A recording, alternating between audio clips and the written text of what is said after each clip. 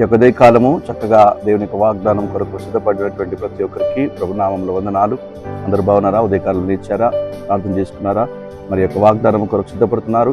దేవుడు ఆయన వాగ్దానం చేత నన్ను ధైర్యపరచునుగాక. చదువుకుందాం పరిశుద్ధ గ్రంథంలో నుంచి మొదటి దినవృత్తాంతముల గ్రంథము 17వ అధ్యాయముల నుంచి దేవుడు 10వ వాక్యం ద్వారా మనతో మాట్లాడబోతా ఉన్నాడు.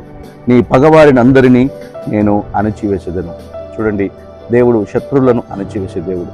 నీ శత్రువులను బట్టి నువ్వు భయపడుతున్నావా? లేకపోతే నీ శత్రువులను బట్టి నువ్వు కృంగిపోతున్నావా? వారి మాటలను బట్టి కృంగిపోతున్నావా? కానీ దేవుడి రోజు అంటా ఉన్నాడు, వారందరినీ అణచివేసేవాడు. ఆయన అణచివేయబోతా ఉన్నాడు. ధైర్యంగా ఉండు. ఆయన వాగ్దానం చేసినాడంటే తప్పకుండా నెరవేరుస్తాడు. వాగ్దానం చేసి మర్చిపోయే దేవుడు కాదు. కాబట్టి నీ శత్రువులను ఆయన పగ తీర్చువాడు. ఆయన అప్పజెప్పి ప్రార్థన చేసి కృతజ్ఞతలు చెల్లించి దేవుని పైన విశ్వాసముతో ముందు కదులు. దేవుని పట్ల అద్భుత కార్యం చేయబోతా ఉన్నాడు.